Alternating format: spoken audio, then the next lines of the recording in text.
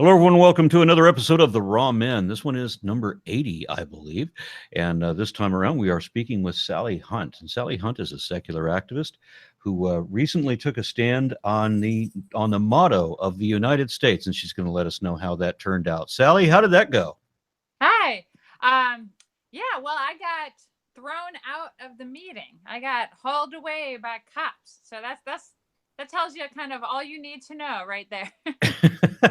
Well, not necessarily. I mean, you could have been, I don't know, throwing pies at people, any number of things. I mean, what actually happened? Right. So, I mean, what actually happened was just that I went there to speak. I had submitted my information online ahead of time. It was, official. I was allowed to speak. And even though I don't, so this was in Wentzville, Missouri, and I am not a resident of Wentzville. I live in a nearby county called Maryland Heights. But that's neither here nor there because they allow anybody to speak at their public meetings. So I had signed up to speak. I went to speak in opposition to their new, very, very large "In God We Trust" sign in their new city hall, right at the center of the dais where the board of aldermen sit and do their work and pass legislation, and where the mayor sits with them as well. And anyway, so I got up there when they called my name and I spoke. I talked about the origin of the motto "In God We Trust," and I talked to them. Can you give us a recap of that real quick? Yeah, I just explained to them. Well, I started by just saying, that this is not about me or any one individual person, but rather this is about the role and function and purpose of government, and that government is supposed to represent all people, no matter what their religious beliefs or lack thereof are. And, just that government is there to represent everyone. So I talked about that. And then I explained to them that the origin of the motto "In God We Trust" was from 1956 during the Cold War, and that it was actually created in order to promote prejudice and hostility toward atheists because of, trying to separate us, good patriotic Americans from those, quote unquote, godless commies. Um, and the entire intention, well, I didn't go on about McCarthyism and the Red Scare at that time, but I just think that that's really, really interesting for people to understand. That's kind of where this comes from. So, but anyway, I talked about that, about Everyone is convinced, or most of this country seems to be convinced that, "In God We Trust" was always our motto, and that we were established as a Christian nation and all like that. I mean, people obviously don't look at their history, but look at the way that motto serves us now. I mean, you said that the government is supposed to cater to everybody, but if you look at the political scheme right now, it's very clearly designed not to cater to everybody. right. So, I mean, "E pluribus unum," the original motto that we first came with, which means "out of many, one." Mhm. That was inclusive. That was describing immigrants as Americans. And giving people, hope to come here and a reason to escape the religious persecution in their own lands by coming to a place where religious persecution was kind of disallowed, since there was no establishment of religion, more prohibition, the free Mhm. exercise thereof. And what we have now with "In God We Trust," as you said, it was meant to be bigoted or prejudiced, or and is certainly serving the the current political atmosphere, wouldn't you say? Oh, completely. Yeah, that's absolutely true. Um, and that's the thing. It's really, I mean, the motto has always bothered me.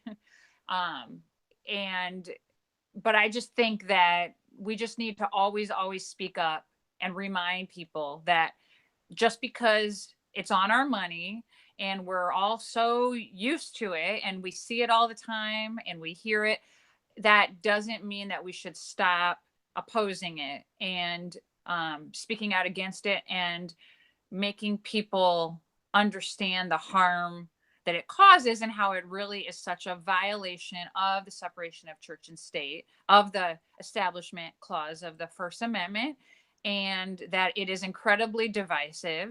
And it's against what this country was founded on and the purpose behind it. Exactly. Right, right. I mean, it really absolutely is government endorsing one religion. And I didn't go on about this, I mean, I had a limited amount of time. But there is another meeting on Wednesday that I'll be going back to. So we'll see. But I just the fact that it really is clearly endorsing Christianity, because I mean, first of all, there are many polytheistic religions where people believe in more than one God, and it doesn't say in gods we trust. But also, I think it's interesting that for Jewish people, they are not allowed to print the full word God, so they will do G-D or just GD. So they would never, Jews would never have a sign that says in God we trust. And of course, Muslims refer to God as Allah. So that's what their sign would be, is in Allah we trust. I mean, it's very, very clear. Yeah, and another thing that the locals ought to know is that when the Muslims are referring to Allah, they're not referring to a different God. Right, right. Right. Yeah. It's just a different version of the same God. Right, right. I know. It is fun to remind people of that too. They like to think, well, but ours is the right God. Yeah. I remember as a child asking my mother, which is the right religion, and she says, well, ours is, of course. And I remember thinking, well, of course. Why would she say anything else? Right. I was like 5 years old, and I felt like a fool for asking such a stupid question. Right. Such us versus them at such a young age. Yeah, that's got to be harmful in many ways to kids. So you're there, you're giving your testimony, you're explaining the situation to people who obviously don't care, don't know and don't care. And then what? Right. Right. Well, and I mentioned, so I also mentioned while I was speaking that, even though I'm not a Wentzville resident, because I knew that they would try to use that against me, because there had already been Facebook interactions. Like the mayor already knew who I was. I had talked about this on Facebook, and people were trying to dismiss me as not living in Wentzville. So I already knew that was going to happen. So while I was speaking, I talked about how I have spoken with many Wentzville residents who are opposed to this sign, but they are afraid to go public because they fear backlash in the community. So Wentzville is a very conservative, Christian, white area. Definitely overwhelmingly went for Trump. And so people who live there, definitely there are atheists who live in Wentzville. I mean, there are atheists everywhere. We are at minimum, I think we are a third of we are minimum, I think, a quarter of the country now.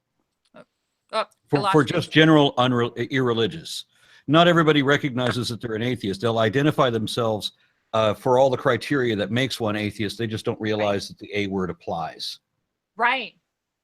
I mean, myself, I went for 15 years calling myself an agnostic pagan for Christ, because I had no idea what an atheist really was. That it is anybody that is not convinced that an actual deity really exists. Not that you know that there is no God, although I actually know that there is no God.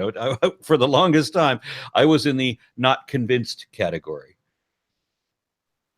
Right. I think that's so interesting, because I talk about that a lot too, where I, like with my friends and on Facebook and everything, and I talk about what is the definition of atheist.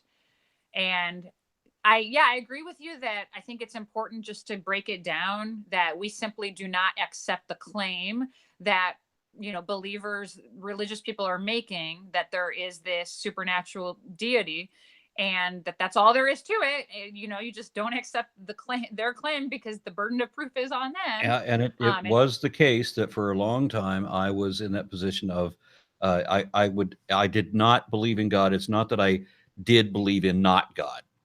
Because people want to turn it around, into belief. If I don't trust your claim, if you haven't convinced me, the default position is that I'm not convinced.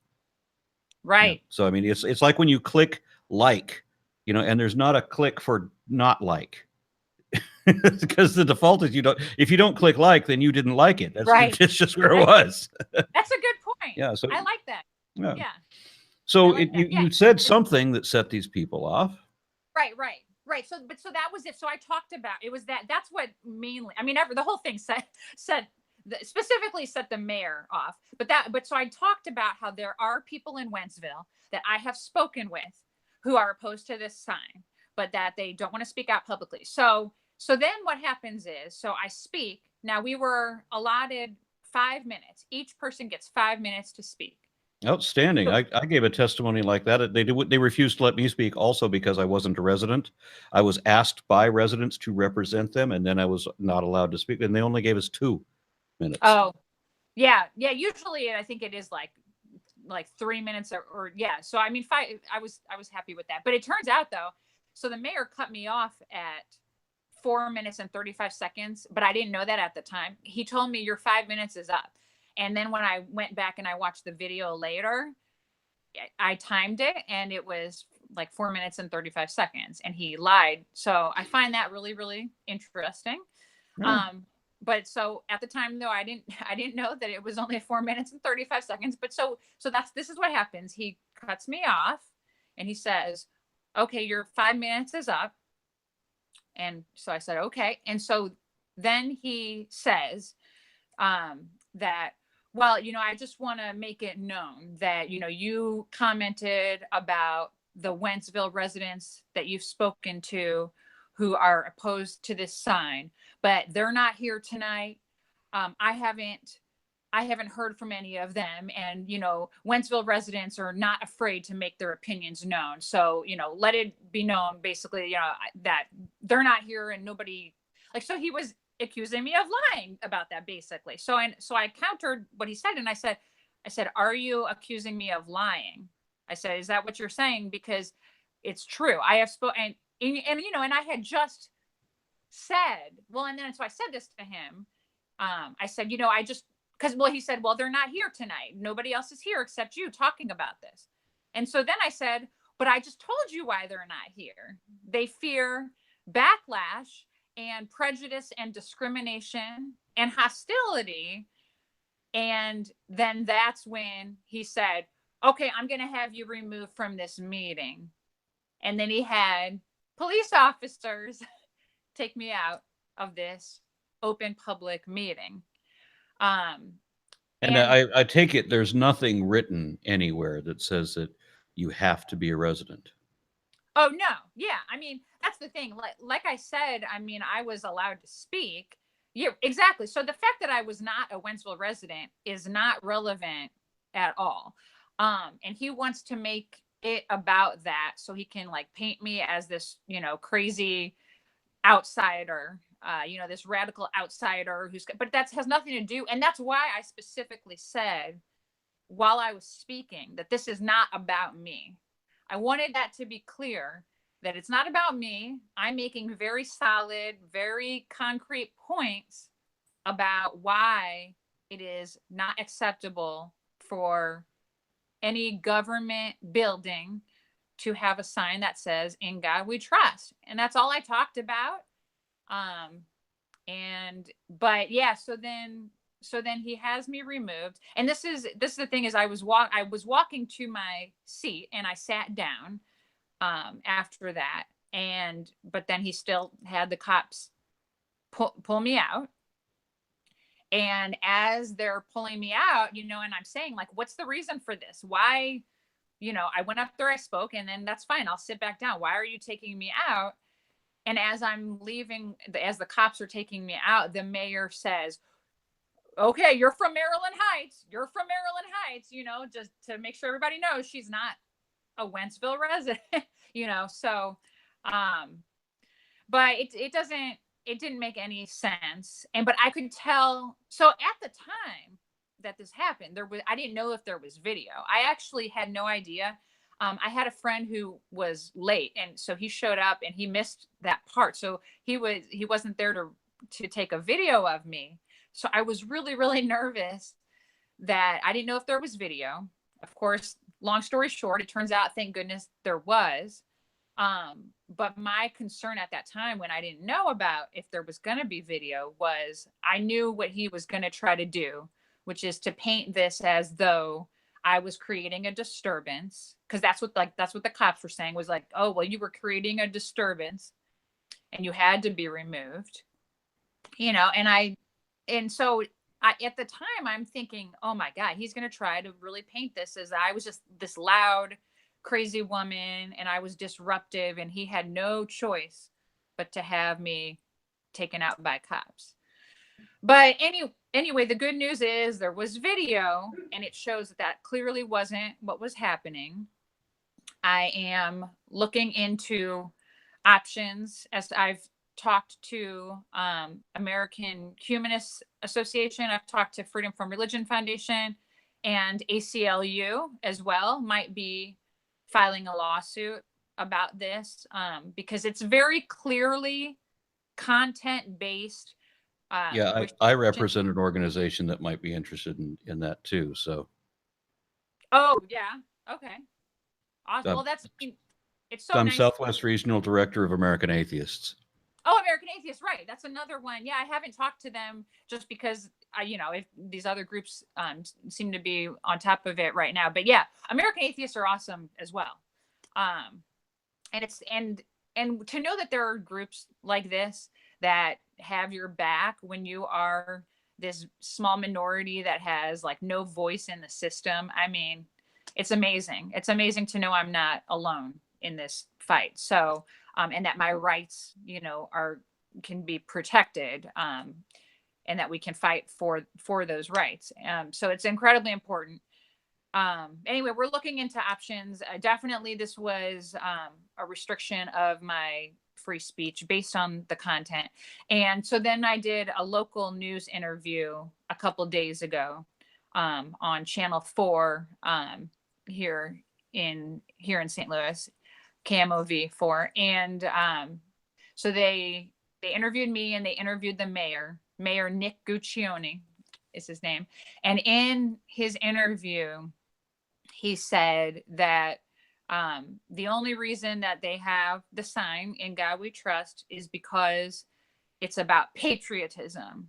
And Wentzville is a very patriotic community. And it's also on their police cars, by the way. And then I found out later that that's actually how this started with the sign, was like I don't know if it was a resident or if it was one of them, but somebody in Wentzville saw the police cars that said "In God We Trust," and they said, oh, we already have them on the cars. Why not? Yeah. When we like that, why not go ahead and put up this huge sign that says the same thing? So he says it's about patriotism. So what does that say about atheists and secular people? So I guess he's implying that everybody who isn't Christian, who doesn't believe in his God, is not patriotic, is not a good American, not a good citizen.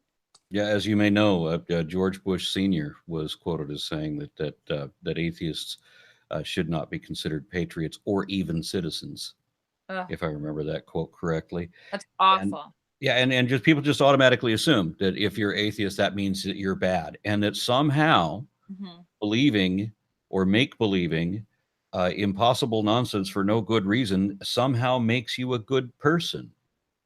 And I can't figure out how that is. If you're not naturally inclined to go out and kill and rape and destroy everything just for the fun of it, even if you don't think that there's an inescapable despot to stop you, I mean, why didn't Carl Sagan or Isaac Asimov or whatever go run amok in the streets like that? I mean, why aren't they? Why isn't that happening? Why aren't they like the kingpins of crime? Why are they nerds? If right. Yet all these Christians will commonly tell me that the only reason that they're not out there raping and killing and torturing people for the fun of it is because they can't escape God who can see everything. And I think, okay, well, clearly you're not as moral as I am, just based on Mhm. that. And Mhm. I'm glad that you have this delusion that will prevent you from being a horrible monster.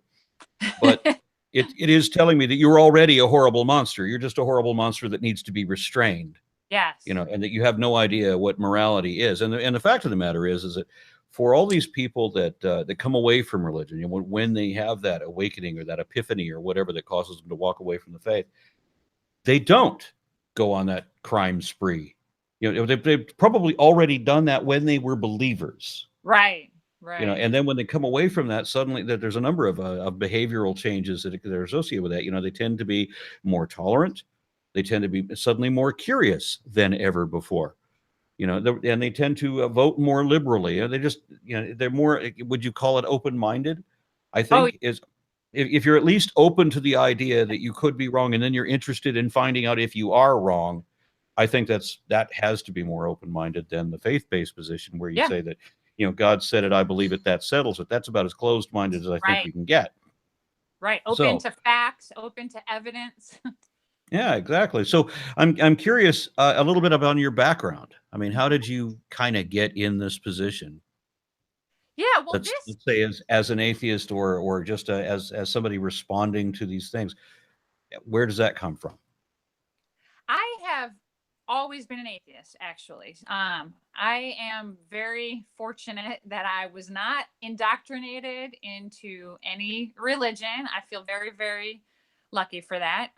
My family, they were originally Jewish. Both of my parents were raised Jewish. Um, my um, Believing Jewish or just culturally? I mean, I guess kind of believing. Like, I mean, my dad had a bar mitzvah. I mean, I don't think they were strict or anything, but Yeah. I mean, they kind of believed as he grew up. And my mom grew up believing, but but probably more culturally, quote unquote, whatever. I'm not even sure exactly. The whole Jewish thing is weird too, and that's a whole other conversation. It's hard to even fully understand exactly like what that means to be Jewish. But anyway, other conversation there.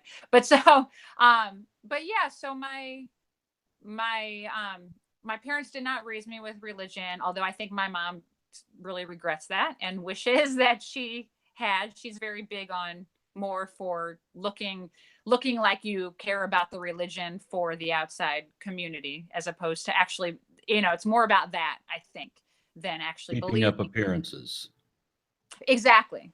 Absolutely, absolutely. And we did not circumcise my son, and that was a big deal at first. But anyway, but as far as my passion for this, so I've always been an atheist, and therefore from a very, and I didn't know it was called that, when I was young, but I've just always like known that, Was you it know, for the same reason as me? I mean, were you told all these unrealistic or unreasonable things that atheists are or do? well, yeah, exactly. So that my whole life, I have been very keenly aware of the prejudice and the discrimination and the hostility toward us, because I've been openly an atheist, someone who doesn't believe in a god, my entire life. And I never pretended to be otherwise. And so from my whole life, whenever this topic came up, I've gotten negative responses and ignorant comments and judgmental comments, like you talked about. And I've just also, when it comes to the separation of church and state, I think I'm extra passionate about it, because I remember being a kid and thinking like, what is the point? Why are they doing this? Why are they promoting that there's something wrong with me? Like being in school and saying the Pledge of Allegiance with the under God, and like, why are we saying this? And I remember there was, they would have a kid on the announcements saying the Pledge of Allegiance in middle school while everybody else said it. And I never got called to be the kid to say it, but I like really wanted to, because I kept imagining like I'm going to say one nation not under God.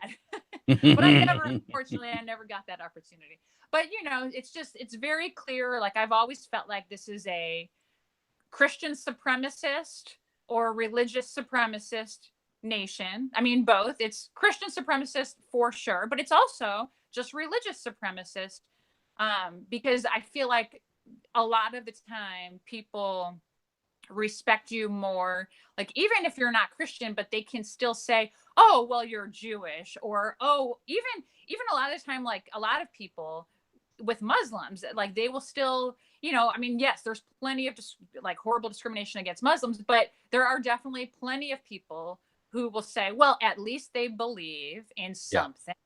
At Yeah, least they I've actually seen the Christians band with the Muslims. All normally they would hate the Muslims, but I've seen Christians band with the Muslims against us, mm, because we're the only demographic with regard to religion that aren't pretending. Because we don't, mhm, we don't have any faith. We're not, like making ourselves believe anything. mhm. Yeah, that's interesting. Yeah, I mean, well, and don't polls say that Americans are more likely to elect even a Muslim president than an atheist? Atheist is at the very bottom.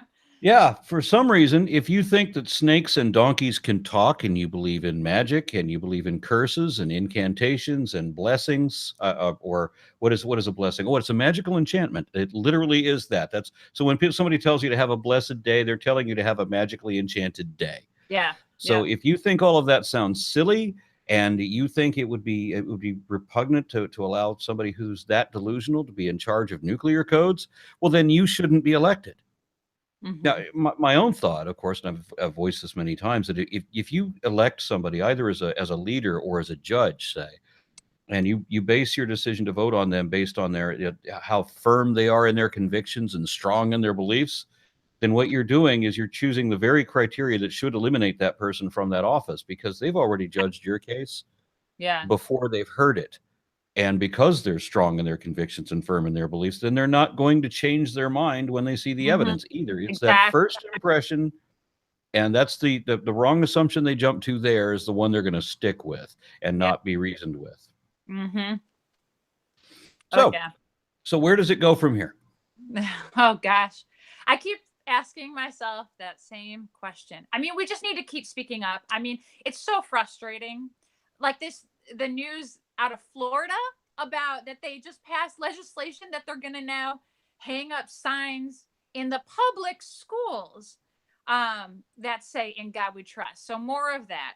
So just this constant idea that, that everybody must believe in a God. They must have religion, and if they don't, that they are the cause of all of the problems of society, and that we should all look at them and judge them. They are inferior, they are immoral, Yeah, and this is the idea that's being promoted from our government. um you know I guess I should also talk about, that I have been doing a lot of activism with sex education in public schools, because it's also because of the same thing. It started with when I found out here in the St. Louis area that, a fundamentalist Christian organization was a year ago, that they were in 20 public school districts, in the St. Louis area. They're called Thrive.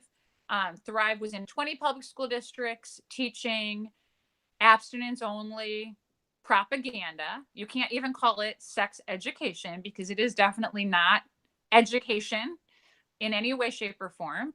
And it's shame based, and it's fear based, and it's medically inaccurate.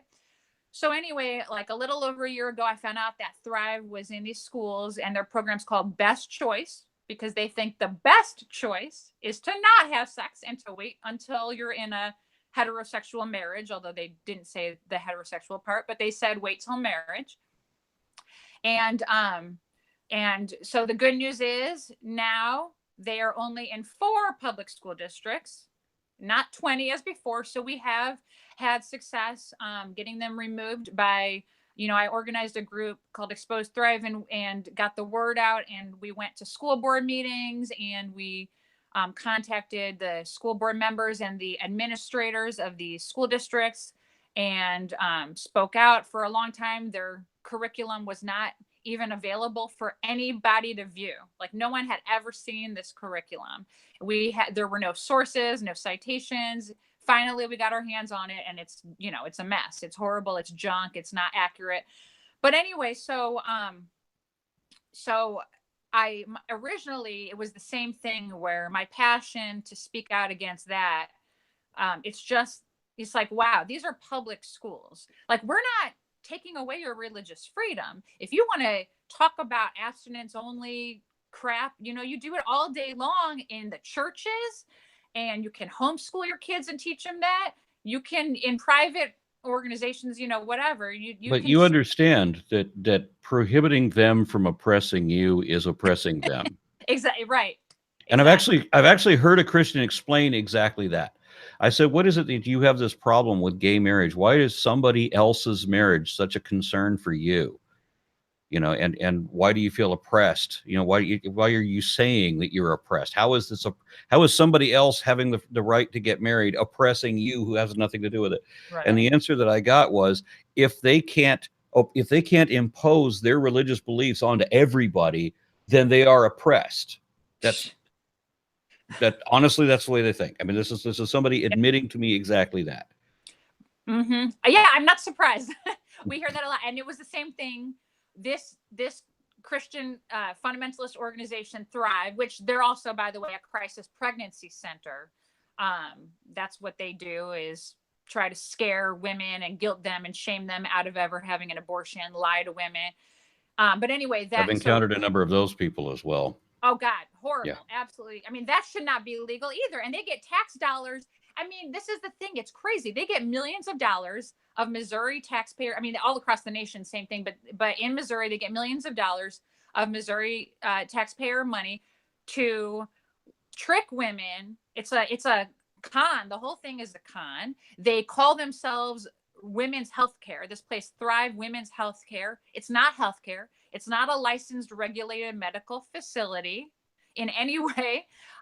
They don't have doctors anyway, and so they're lying to women, and they're tricking them so that they can guilt them and shame them and lie to them about abortion, so that they never have an abortion. And that was the group, Thrive, that was in these public schools, and still is in public schools, teaching this crap. And so the thing is, it's like they get all of these special privileges. But I was going to say, though, that Thrive said that about me. Like, when I originally started Expose Thrive, and we started speaking out against them and their awful best choice nonsense abstinence only propaganda, the president of Thrive and other people who worked at Thrive were saying that it was hate speech against them and that they're being persecuted. So it was the same thing. But I honestly, it's like weird, because I think that they actually believe, I think that they have convinced themselves that that's true, that they are being persecuted and oppressed if they don't get to basically do whatever they want and have the government and public schools support them and give them taxpayer money and allow them to teach their, to have state endorsed religion. If they don't get the endorsement of the government and they don't have the right to do whatever they want, then they feel like, they're being oppressed and persecuted. It's the exact opposite of what freedom is. They think that religious freedom means them, only for them. And they don't understand. I've had somebody explain that to me too, that in this country, that they believe that it's a Christian country, so that means that freedom of religion applies only to Christians, that you're free to be Christian, you're free to believe Christianity, and that's it. Mm-hmm. Right, exactly. They don't understand that that religious freedom applies to all religions, and it's also freedom from religion. And that is what real freedom is. And it's so ironic because the very people who love to talk about freedom, like they love that word, right? They love the word freedom and they love the word patriotism and liberty. They have no idea what those words actually mean. That's And they, correct. yeah, I mean, they are all, they completely, everything that they talk about, it flies in the face of exactly what this nation was actually founded upon. And it's, they're promoting a theocracy. It's not a democracy that they want. They want to rule over all of us, and we A could have number of them made public admissions a couple decades ago. The reason that I became an activist myself, in fact, was that I had seen people from the Chalcedon Institute, people under the arm of R.J. Rushdoony at the time. They were saying that they wanted to take over the U.S. government and that they had already positioned a number of senators and judges and so forth to this end. This was all part of what was later exposed as the wedge strategy. But what the people from Chalcedon and a lot of the senators we have now come from there. So what they wanted was initially they wanted to establish a government that would enforce Levitical law. Mm. So you want to talk about Sharia? It is exactly the same thing. I mean, you're getting murdered for working on weekends. Wow. Yeah, it really is not. Yeah, it is not different than Sharia law. Same idea. And it's ironic that, yeah, those are the same people that they're so terrified Sharia law is going to take over this country. Yeah, I sat in on I sometimes go to the state capitol and try to do testimony and try to block some of the things that are going on as much as I can, Right. not Right. being in a public office myself. And I've listened to arguments where they want to say that they want to establish a law that will prevent Sharia law from ever coming up in this country, in this state. Well, here in Texas, we don't have to establish a law because we already have a federal law that will prohibit that. It's called the First Amendment. Right. But nobody in the current GOP seems to even want to acknowledge that there is another amendment before that second one. Right. So, I mean, because look what they've done to systematically diminish or eliminate every provision within the First Amendment. The Establishment Clause, the Prohibition Clause, the freedom of the press, the freedom to peaceably assemble, the freedom, the freedom to protest. Mm-hmm. All of these things are being abridged. Mm-hmm. And it like systematically, and it's very frustrating for me that the people in power did not want to acknowledge the First Amendment. And the reason that they didn't was because they wanted to set up one law to block Sharia law and another law to promote Christianity. Exactly.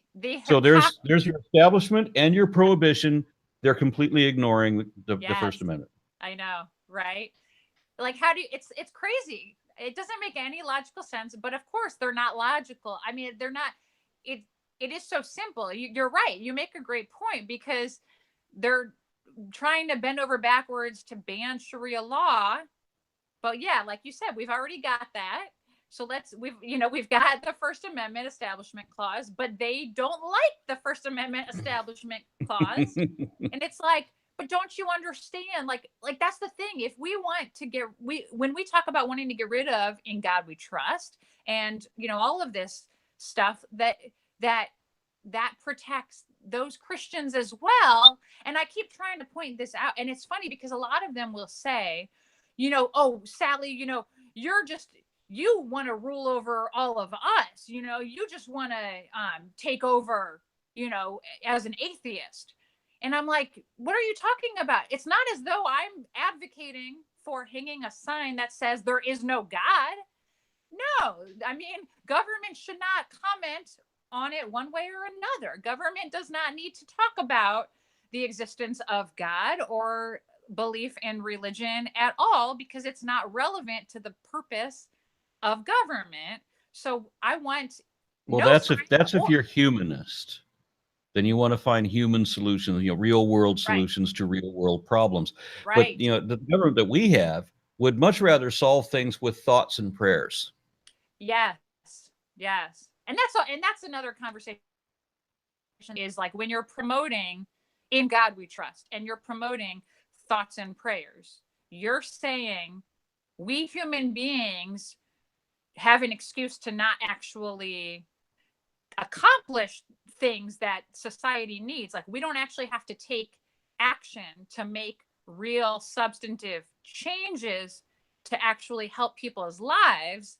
We can just sit back and do nothing and say, well, we trust in God. In God we trust, and thoughts and prayers. We will pray about it. So we have an excuse to do nothing. It's the opposite of what we should be wanting from government elected officials, right? Yeah, and what else does this achieve? One of the other things that they say that they like, they want smaller government, but they want a government that oversees everything going on in everybody's bedroom, right? So they actually want the most intrusive government you can have while calling it a small government. Yeah, right. and the solution about what is the solution to gun violence is to get more guns. Ugh. So that it now you might as well just give guns to the students, for all of that. You had an armed guard in that school, and he fled. Mm-hmm. So that shows how helpful that was. But but the other thing that they talk about is free will, right? Like, that's a big deal. But how much free will can you have if you're continuously told to recite the mantra every day? I pledge allegiance to a flag. Oh, right. Under God. I Yeah, agree. Like, even if the Pledge of Allegiance didn't say under God, I still would not like it. I still don't think we should force kids to say it in school. And they don't. It's not just that they don't know what it means. It's also that even if they did know what it means, it's still pointless to do that. Absolutely. It's another form of mental conditioning, and I can tell you it didn't work. It didn't work on me, and so they have me reciting this mantra every day. And when I finally figure out what it means, I'm like, well, okay, well, yeah, I believe in my country, but what do you mean pledge allegiance? Well, if your country does something you don't like, you'll stick with it. Well, no, if my country does something I don't like, then I'm going to be upset with my country. Right. Right. That's exactly what they're trying to train out of you. Right. They want you to put up with and tolerate and still support and still be patriotic. And now I see patriotism is just nationalism. It's just another form of prejudice, really. It's tribalism. Absolutely. So, and it goes hand in hand with religion, right? So, because it's like, if you grow up your whole life just blindly following and not questioning, what you're told you must support and believe in, and that authoritarianism, you're just a good little follower. And I mean, to me, it's very clear that those things go together, as opposed to like thinking independently, thinking critically, thinking for yourself, asking these questions. Well, remember, I'm in Texas, and the Texas Republican Party platform actually said back in 2012 that we Republicans are against critical thinking. Oh gosh, did they? The Republican Party platform in Texas actually said that. Right now, it still says, no. I don't remember exactly how it phrased, but the Texas Republican Party platform says that the Republicans want to teach evolution and anthropogenic climate change as questionable, not as fact. Mm-hmm. So you're required, if you're a Republican, you're required to deny science. And of course, any kind of social progress. I mean, this is all spelled out in the platform. Wow, it's just well, and this is the thing, is it's just so important for us to continue breaking this all down like we're doing and having these conversations, because it's so easy to just get so discouraged and frustrated and enraged at all of this stuff, and we didn't even talk about the misogyny and the controlling of women and women's bodies. I mean, but that, there's that, too. And I mean, there's the, and the attack on LGBT people, although you did talk about that with marriage and all of that. But I mean, there's the layers and layers and layers of harm caused to people, and how people try to silence you when you dare to question these things, and to just something so simple as this sign, which it's like so obvious, but But they refuse, they double down, triple down, and then they try to attack you. And that's why I think there are so few people who are willing to publicly speak out against these violations of the separation of church and state. I fully understand it. And I was not always as open as an atheist as I am now. Like, little by Let little. me ask you about that. This is something Yeah. that I get questioned about a lot. Mhm. You know, you sure spend a lot of time talking about God for somebody who doesn't believe in him. Mm-hmm. Yeah. So what motivates you to talk about God so much? Yeah. I hear that too. Because, we wish we wouldn't have to, right? Like, that would be amazing. But when we talk about it, we are talking about the society in which we live, and the number one, what I talk about a lot is, like I mentioned before, religious supremacy, religious superiority, Christian supremacy, Christian superiority, but even just religious, just in general, like how we said, religion. I think that is so, like, ingrained into our heads, like, just from day one in America. It's like you are taught, like, you have to believe in something. You have to believe in a supernatural deity in And the when sky. they say you have to believe in something, they mean, and they don't say it this way, but they mean believe in something. Well, there's lots of things I believe, right? But they want me to believe in something, and when the connotation is they want you to believe in something that is based on faith. They want you to have faith-based pretend beliefs. Mm-hmm. Right.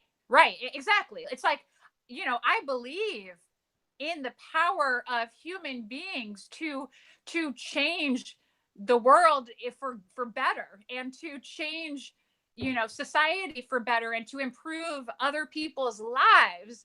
But it's like, it's not like we don't believe anything, but right, exactly. It's this But the whole, way it's been sold, is while it is true to say that atheists don't believe in anything on faith, the way that they phrase that to us is to say that atheists believe in nothing. mm-hmm. So it Right, becomes a positive belief in nothing. right, So we're nihilists now, right. Or we're Satanists. or we're Zen. Or we think everything is an illusion. Perhaps, I don't know. Yeah. I mean, I don't know, but it's like, but all of this, I mean, there's so much of this, the prejudice, the view that we are immoral, inferior, and just all of that. But it's not just about us, but about what it does to all of us in society. I mean, it hurts people, because, like, when we have a society that values faith in the supernatural, and in organized religion, and in all of this, all of this stuff, like faith over evidence, and over facts, and over critical thinking, like, it doesn't, that's harmful. That actually has real world consequences in people's lives. And again, it's like the layers and layers. I mean, there are just so many ways that this hurts people. I mean, so it's like, at the end of the day, it's not as though you or I care if some person believes in a God. I mean, that's fine, but it's like, we should be able to talk about this out in the open, and it shouldn't be viewed as though that makes that person a better, more moral person because they believe in a God and in religion. And we don't. Like, at the end of the day, just like, it doesn't, that is not what matters. Like, we should all value evidence and critical thinking and science. Oh man, like, look at how, what's going on in our country when it comes to just like the basics with science. And the problem, as I see it, is whether we actually care about truth and have any understanding what truth is. And the reason I put it that way, because everybody wants to say that their position is the truth, but the way that I understand it is the truth is what the facts are. I would not say something is true unless I can show that it is true. And if I Mhm. can't show that it is true, I might say that I believe this, but I can't say that I know it until I can show it. Well, of course, the religious position is to pretend to know things you don't know and cite facts that are not facts, and then Right. just assert empty, baseless speculation as though it were fact, Right. as though it were verifiable, which is completely talking out of your ass. So basically, Right. it just take the most dishonest position you can possibly take and call that truth. Yes. Yes, yes. And that's what is so harmful, because then that becomes legislation, because they say this is my faith. Like, you have to respect this. And then now it's actually legislation and policies and public school curriculum that Yeah. actually hurts people and hurts the planet, right? And so it's like, um that should not have that much value. And the way I see it, because like I have plenty of friends who believe in a God, and they, say that they are Christian and they are members of a certain religion, and Muslim. I have many different kinds of friends who believe in religion. And that's fine. And they know, how I feel about it. And then I'm an atheist, and that's fine. And I know that they disagree. And we love each other. That's fine. But they, at the same time, like, they're secure enough in their beliefs that they understand that it's okay for me to ask the questions that they ask. And the ultimate end of the conversation with them is like, is they say, well, they're like, well, I like believing in this. And here's the thing is, like, I disagree with that, but I can respect that much more than somebody who, like how you just said, who pretends like it's actually that the facts are on their side, and they pretend like that's the truth. Like, at least just be honest. Just say, like, well, it makes me feel good. This makes me feel good. Yep. And if we could just say that that's all it boils down to, is that this stuff makes people feel good. Like, don't pretend like your holy book is fact, and that it's all true, and that there's no evidence for it. So let's not pretend like that. And so when our society actually pretends like that stuff is true, like you made such a good point about that. Like, we have to know what's the difference between truth and not truth, Yeah. but that If, that hurts for me, legislation. it's simply, if you can't show that it is true, then you can't say that it is true. Exactly. Right. So, Sally, we're about out of time, and I want you to throw out anything else any other point that you wanted to make sure that you get in there, and then also let people know how, who you are and where they can find you. Yeah. Well, I mean, as far as anything else I can get out there, I don't know. I mean, we've covered a lot. I mean, I'm definitely, like I said, I've always been passionate about all this stuff, and it makes me so happy. I guess this is what I want to get out there is thank you. I'm going to just tell you, thank you for what you do and for speaking out. I mean, because, I can't, like, I remember being a kid and feeling like, I was the only one who was an atheist, who didn't believe in a God and in religion. And I think that that is very common. And I have 3 kids, and my husband's an atheist as well. And we are honest with them about, about what they're up against in society, and that we are a very small minority, and that, a lot of people are afraid to speak out. And so it's fine. Like, they don't have issues with it at all. And we don't tell them what to think. That's the whole thing is we encourage them to draw their own conclusions based on evidence, and to think for themselves, and to value science.